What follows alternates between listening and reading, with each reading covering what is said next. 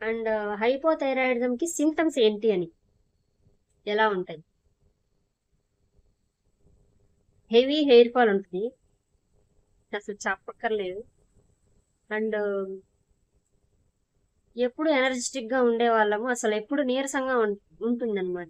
కొంతసేపు నువ్వు నిల్చొని వంట చేసినా నీకు కూర్చున్నాం అనిపిస్తుంది. ఒక 1 కిలోమీటర్ నడిచినా కూడా ఇంకా నా వల్ల కాదు, నడవలేను, కాళ్ళు మొత్తం లాగుతాయి. ఇంకా నిద్రపోయే టైంలో మన కాళ్ళు అసలు భయంకరంగా లాగితే నిద్ర ఉండదు అప్పుడప్పుడు.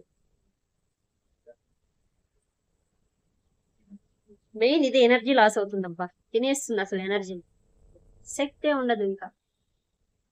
అండ్ వెయిట్ గెయిన్ అవుతాం. 2.5 years లోనే నేను 13 kgs వెయిట్ వచ్చాను.